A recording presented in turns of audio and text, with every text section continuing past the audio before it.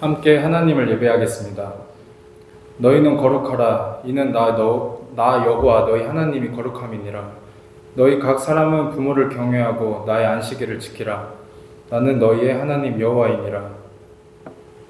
우리가 드리는 예배를 기쁘게 받으시는 하나님 아버지, 하나님께서 베풀어 주신 그 놀라운 사랑을 잊지 못하여 예배의 자리로 달려나왔습니다.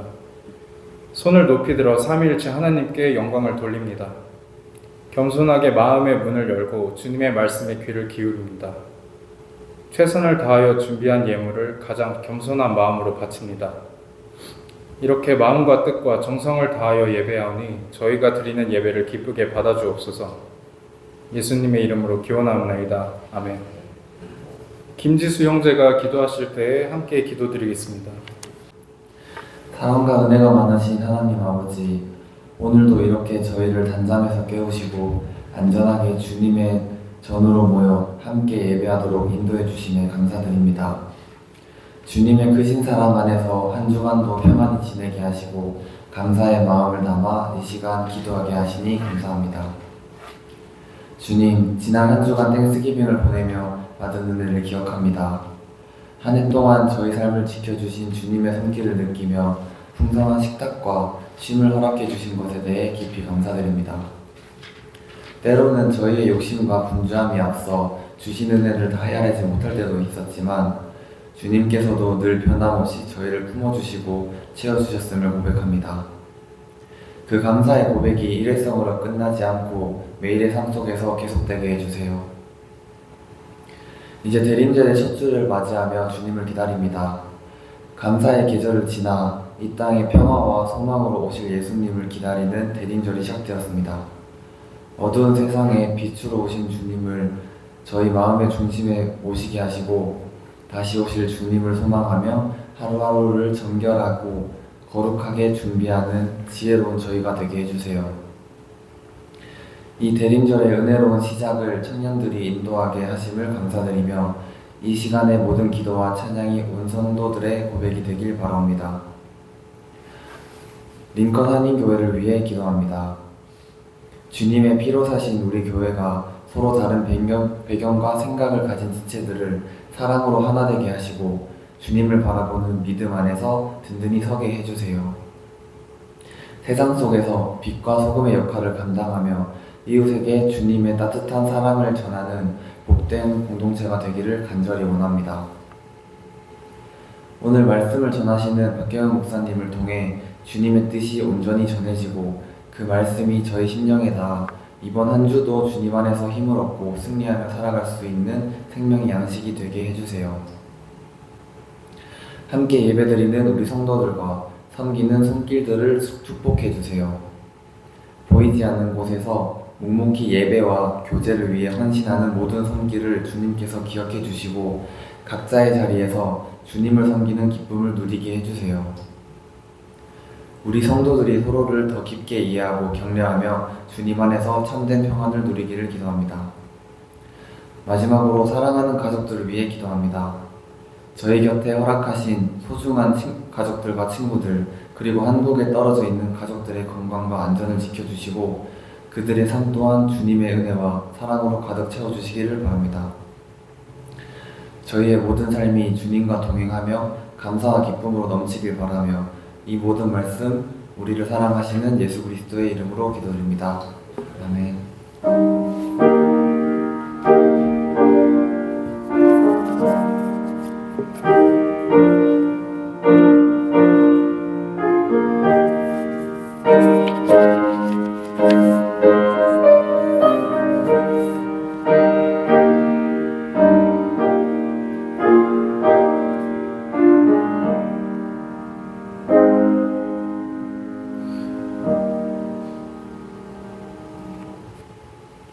오늘 우리에게 주신 하나님 말씀은 마태복음 6장 9절, 마가복음 10장 17절부터 22절, 그리고 베드로전서 3장 15절 말씀입니다. 저와 여러분이 번갈아 가며 읽겠습니다. 그러므로 너희는 이렇게 기도하라. 하늘에 계신 우리 아버지여, 이름이 거룩히 여김을 받으시오며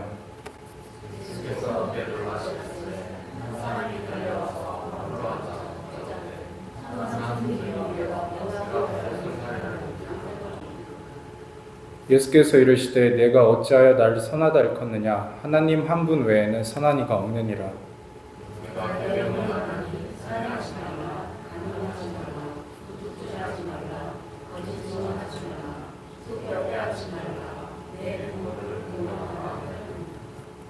그가 여짜오되 선생님이여 이것은 내가 어려서부터 다 지켰나이다.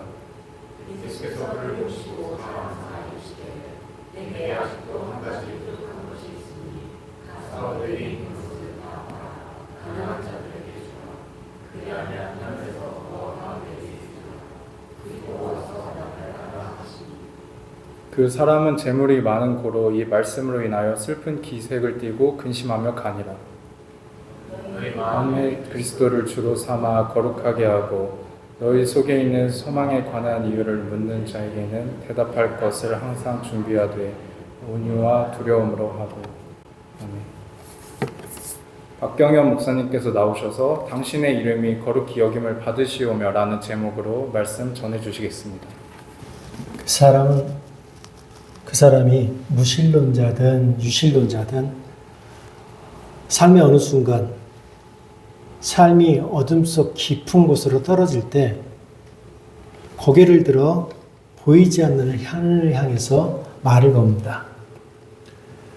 그것이 기도라는 이름을 붙이건 붙이지 않건 인간은 삶의 위기가 닥치면 자신을 넘어서는 무엇인가를 찾게 됩니다.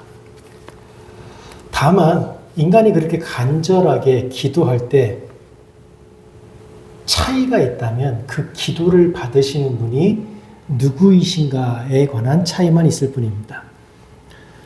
그래서 우리는 누구든지 기도할 때에 조용히 스스로에게 이렇게 묻습니다. 지금 내 기도를 듣고 계시는 그분은 누구신가? 그리고 지금 이 기도를 드리고 있는 나는 누구인가? 기도라고 하는 건 바로 이 두 질문 사이 그리고 이 두 질문이 놓여 있는 문 앞에 서는 행위입니다. 우리가 기도할 때 마주하는 이 두 문은 단순히 안과 밖을 나누는 경계가 아닙니다.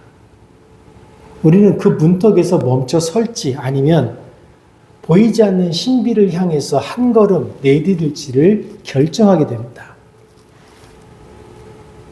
기도는 이 문 앞에서 신을 마주하는 자리이자 다시 한번 자신을 발견하는 자리입니다.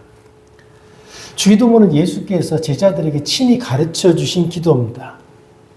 이 주기도문을 두고 루터는 가장 충격적이고 파괴적인 기도라고 말하면서 이 기도는 인간의 삶을 무너뜨리고 다시 세운다라고 선언했습니다. 왜 루터는 이렇게 주기도문에 대해서 강하게 말했을까요? 왜냐하면 주기도문은 그저 우리 입술로 읊조리는 주문이 아니라 우리 안에 숨어있는 거짓된 영광을 드러내는 거대한 고백이기 때문입니다. 만일 우리가 주기도문을 진심으로 마주하게 되면 우리가 정말로 정직하게 주기도문 앞에 서게 되면 그때 우리는 비로소 내 안에 쌓아 올려져 있는 내 이름이라고 하는 그 탑을 허물어야 한다는 하나님의 부르심과 마주하게 됩니다. 그 무너짐 안에서 내 이름의 탑을 무너뜨림으로 인해서야 그 순간부터 비로소 하나님의 나라가 내 안에서 기초를 쌓을 수 있기 때문입니다. 많은 사람들이 신의 이름으로 기도합니다. 그러나 그 많은 사람들이 신의 이름으로 기도할 때 그들이 그 입술로 부르는 신과 그들의 마음속 깊숙한 곳에 있는 신은 종종 다릅니다. 가족, 친구, 명예, 안위, 성공, 계획. 우리는 이 눈에 보이지 않는 우상들을 신 곁에 세워두고 그 앞에 동시에 무릎을 꿇기도 합니다. 그런 우리에게 예수님께서는 첫 번째 강구, 아버지의 이름이 거룩히 여김을 받으시오며 라는 이 결코 부드럽게 스쳐 지나갈 수 없는 문장을 우리에게 주십니다. 아버지여 이름이 거룩히 여김을 받으시오며, 이 단 한 문장, 이 짧은 문장은 우리 삶에 감춰져 있는 우리의 내면을 해치하고 고기를 도축하는 도축사의 낯선 칼이 고기에 마디마디를 잘라내가는 것처럼 우리에게 다가옵니다. 예수님께서 제자들에게 기도를 가르칠 때 우리가 누구에게 기도하는지 가장 먼저 알려주셨습니다. 우리가 지난주와 그 지난주에 이 말씀을 살펴봤는데, 하늘에 계신 우리 아버지, 하늘에 계신 이 우리 아버지라는 호칭은 단순한 신학적 표현이나 경건한 문구가 아닙니다.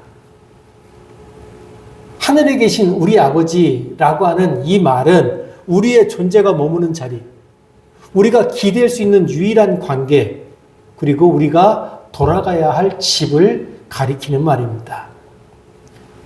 하늘에 계신 우리 아버지, 그분은 늘 거기 계셨고 우리는 마침내 그분 앞에 엎드립니다. 그러므로 하늘에 계신 우리 아버지께 기도하는 우리에게 가장 필요한 것은 지금 그 기도를 하고 있는 내가 누구인지를 아는 것입니다. 우리가 정말로 진실하게 아버지의 이름이 거룩히 여김을 받으시오며 라고 기도한다면 우리는 동시에 내가 내 삶 안에서 내 이름을 얼마나 드높게 쌓아 올렸는지도 고백해야 합니다. 왜냐하면 이 고백이 없다면 우리는 아버지 앞에 정직하게 설 수 없기 때문입니다. 기도라는 건 하나님께 호소하는 동시에 내 가슴을 두드리는 행위입니다. 밖에서는 하나님께서 문을 여시지만 안에서는 나를 갈아먹고 있는 교만이 무너져야 그 문이 비로소 열립니다. 하나님께 나아가는 길은 언제나 외부의 문을 여는 것이 아니라 먼저 내부의 문이 무너지는 자리에서 시작됩니다.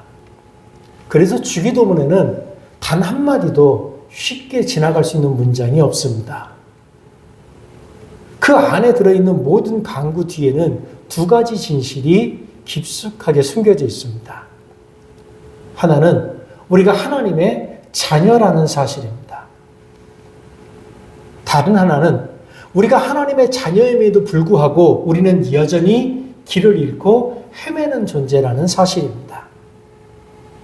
이 두 가지 사실, 나는 하나님의 자녀입니다. 그러나 그럼에도 불구하고 나는 여전히 길을 잃고 헤매고 있습니다라는 이 진실을 품은 자만이 진심으로 주 앞에서 주기도문을 외울 수 있습니다.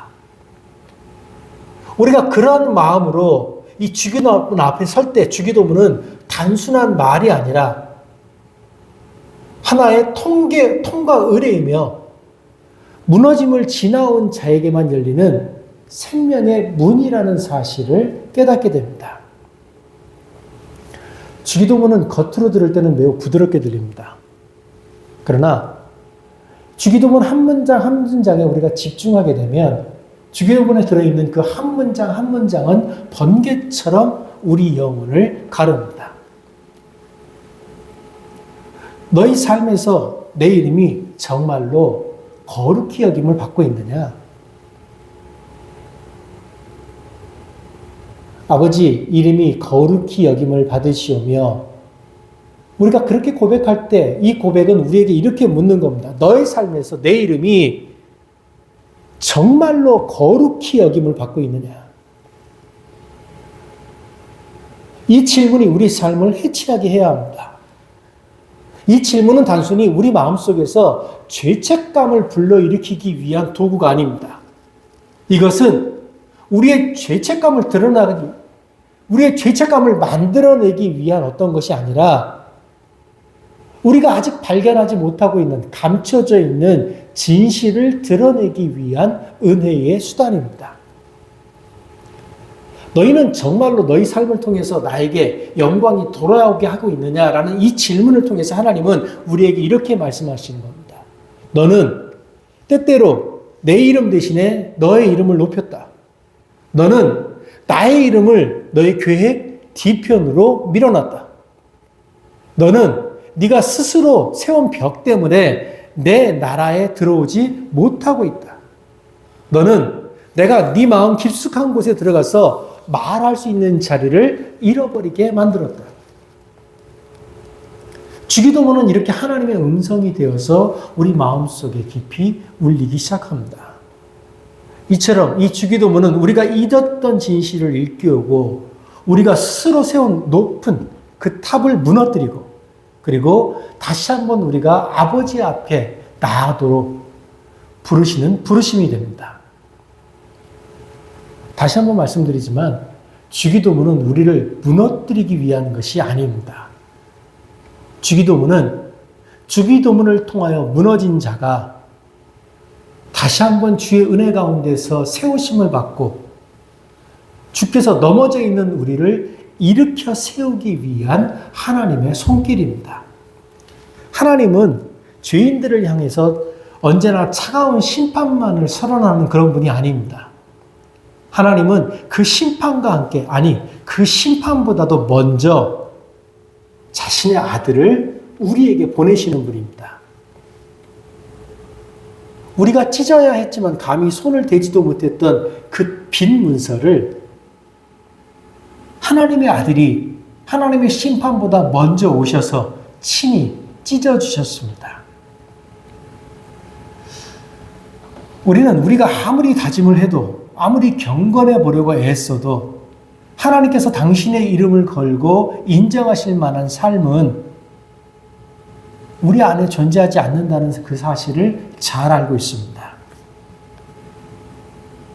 하나님이 보시기에 경건한 삶은 온 세상에 단 하나, 예수 그리스도밖에 없습니다. 그분만이 하나님의 이름을 온전하게 거룩하게 하시는 분입니다. 그런데 그 온전하게 하나님을 거룩하게 하셨던 그분이 그 완전한 삶을 두고 그분의 십자가를 향해서 걸어갔습니다. 그리고 그 십자가 위에서 예수는 우리가 졌던 그 빈 문서를 찢으셨습니다. 그 찢김의 순간 하나님이 선언하셨습니다. 내가 더 이상 너의 죄를 기억하지 않겠다. 그리고 이 인생의 문서 위에 예수 그리스도의 이름으로 도장을 찍으셨습니다. 그 이름은 하나님의 인장이며 우리의 통과증이며 우리가 다시 하나님 앞에 설 수 있는 근거가 됩니다. 이제 우리는 아버지의 이름이 거룩히 여김을 받으시오며 라는 이 말은 더 이상 신문이 아니라는 것을 압니다. 아버지의 이름이 거룩히 여김을 받으시오며 라는 이 말은 은혜의 선언이고 두려움의 명령이 아니라 회복의 초대이며 죄인의 절규가 아니라 자녀의 환호입니다. 우리는 이제 법정에선 피고가 아니라 하나님의 집에 초대받은 자녀입니다. 우리는 예수 그리스도의 이름으로 그 문을 통과합니다. 그러므로 당신의 이름이 거룩히 여김을 받으시오며 라는 이 기도는 우리의 도덕적 결심이 아니라 절망의 끝에서 피어오르는 찬양의 고백입니다.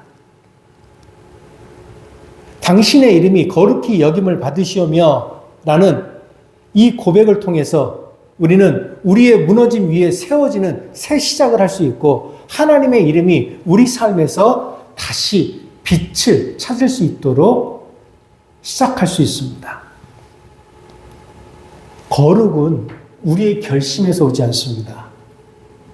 거룩은 우리의 결의로 이루어지는 성취가 아닙니다.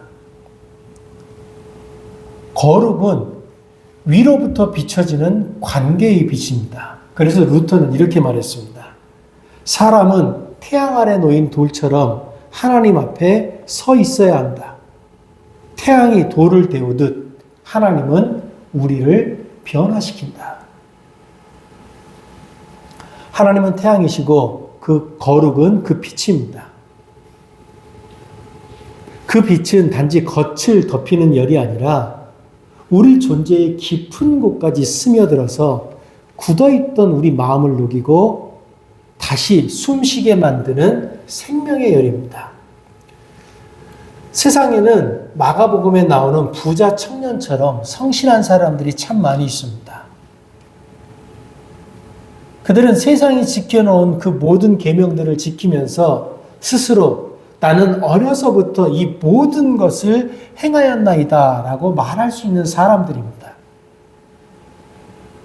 나는 어려서부터 모든 도덕적인 것을 다 지키고 살았습니다 라고 말하는 그 사람들에게 예수님께서 딱 한마디 하셨습니다. 한 가지 부족한 것이 있다.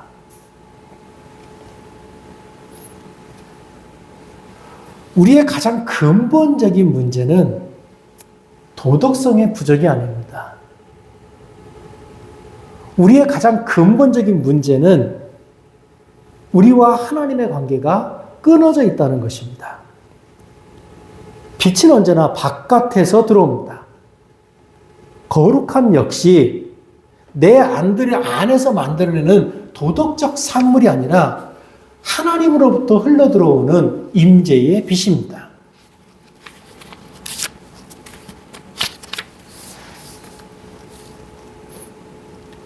예수님은 바로 그 빛을 들고 우리 삶의 어두운 방 가운데로 들어오십니다.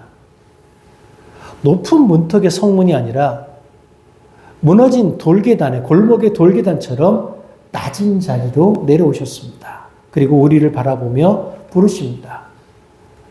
와서 나를 따르라. 내가 너에게 생명을 줄 것이다. 예수님의 이 초대는 우리에게 결심을 요구하지 않습니다. 예수님의 이 초대는 우리에게 항복을 요구합니다. 내 안에는 해답이 없다라고 고백하는 것. 그리고 굳게 닫혀있는 그 문을 열고 어둠에서 나와 태양 아래로 걸어 나오는 것. 그것이 거룩의 시작입니다. 우리는 종종 이렇게 묻습니다. 어떻게 해야 내가 새 사람이 될 수 있을까? 예수님께서 이렇게 말씀하셨습니다. 너는 스스로 새 사람이 될 수 없다. 그러나 네가 나와 함께 있을 때 너는 이미 새 사람이 되어 있을 것이다. 이상주의의 끝은 절망이지만 그 절망의 끝에는 예수 그리스도의 빛이 기다리고 있습니다. 그분은 새벽처럼 우리를 향해 이렇게 말씀하십니다. 일어나라. 사랑하는 자여, 어둠을 떠나라. 빛이 너를 기다리고 있다. 그래서 이제 우리는 압니다. 기도는 결심의 자리가 아니라 항복의 자리입니다. 기도는 무너짐의 자리이지만 동시에 회복의 자리입니다. 당신의 이름이 거룩히 여김을 받으시오며. 이 고백은 죄인이 하나님 앞에 올려드리는 백기이며 동시에 찬송입니다. 우리가 스스로 쌓아올린 우리 이름과 그 긍지를 내려놓고 이제 하나님의 이름이 우리 삶에서 드러나기를 바라는 고백입니다. 우리가 붙드는 것은 안개 같은 결심이 아니라 반석 같은 이름입니다.